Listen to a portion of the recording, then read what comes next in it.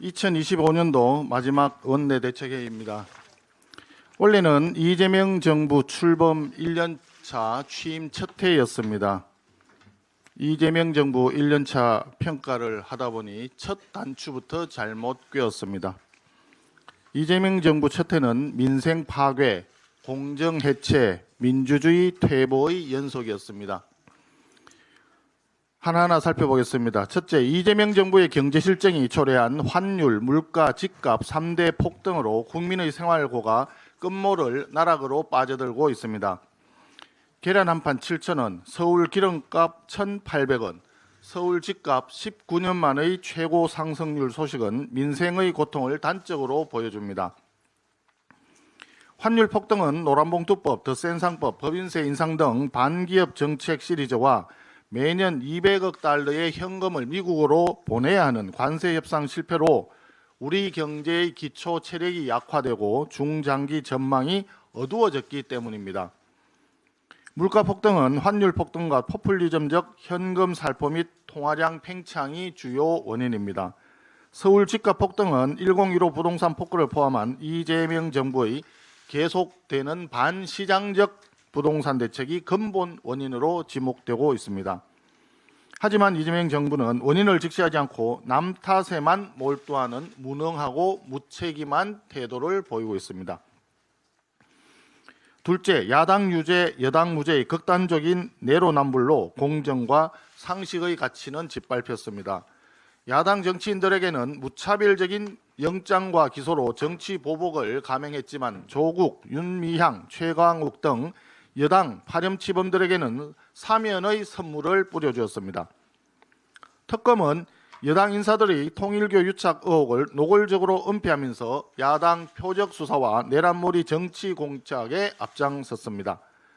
평범한 공무원들을 잠재적인 내란 동조범으로 낙인 찍어 PC와 핸드폰을 검열하고 야당 당협위원장을 몰래 반보찜 꾸려 도둑질하듯이 장관으로 지명하면서 통합과 실용을 외치는 기만적인 행태를 보였습니다. 셋째, 국민의 자유, 사법부 독립, 삼권 분립의 헌법 가치는 철저히 짓밟히고 민주주의는 퇴보했습니다. 휴대폰 개통에 중국식 안면 인증을 의무화하고 언론의 자유를 억압하는 징벌적인 고액 손해배상제를 도입하며 국민과 야당의 입틀막을 하고 있습니다.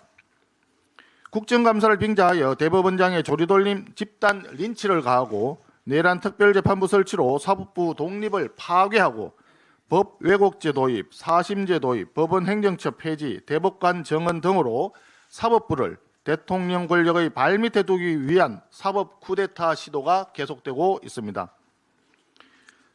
1980년 전두환 신군부는 12.6 사태 수사를 명분으로 1212 쿠데타를 일으키고 국가 권력을 장악해 독재 체제를 구축했습니다. 2025년 이재명 정권은 12.3 비상계엄을 기화로 내란몰이 선동을 앞세워 헌법마저 짓밟고 국가 권력을 통째로 장악하여 전체주의 국가를 구성하려고 하고 있습니다. 이재명 정권에게서 1980년 신군부의 모습이 어른거립니다. 이재명 정부에게 부탁드립니다. 2026년 새해에는 내란몰이보다 경제 살리기에 올인해 주십시오. 야당 탄압보다 국민 통합에 주력해 주시기를 당부를 드립니다. 통일교 게이트 말씀드리겠습니다. 지금 더불어민주당은 말로는 통일교 게이트 특검을 추진하자고 하면서 실제로는 물타기와 뭉개기로 특검법 처리를 가로막고 있습니다.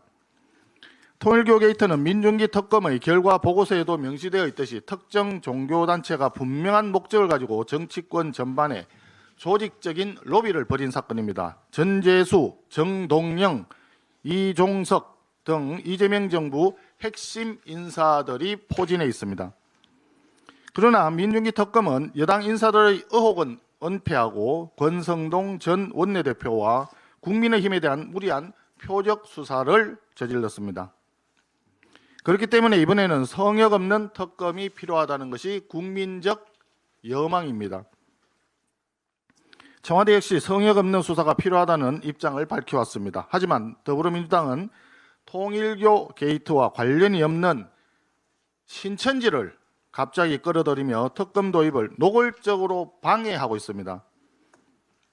또한 더불어민주당이 발의한 특검법에는 수사 대상을 국민의힘을 수사 대상으로 명시하고 있습니다.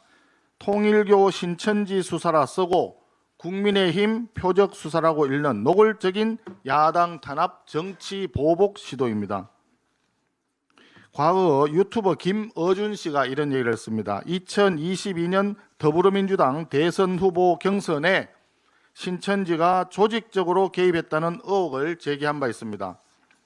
더불어민주당이 굳이 신천지 의혹을 특검에 포함시키려 한다면 김어준 씨가 제기한 2022년 더불어민주당 대선 경선 신천지 개입 의혹이 당연히 포함되어야 합니다. 또한 대장동 일당 나무기 정언했던 과거 이재명 후보와 대순진리회 유착 의혹도 특검의 수사 대상에 포함되어야 합니다.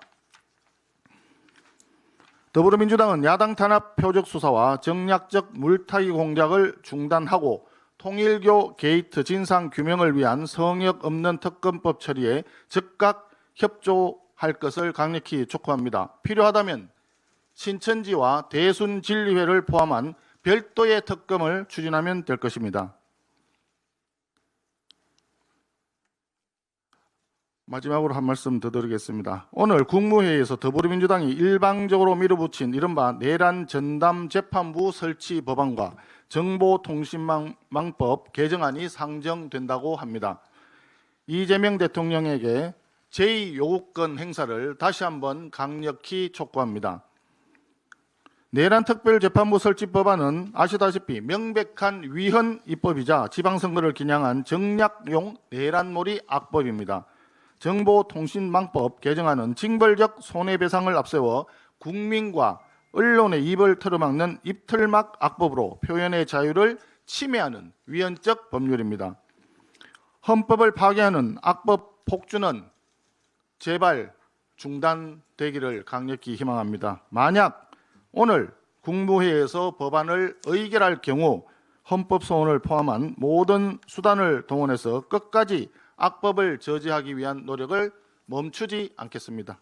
이상입니다.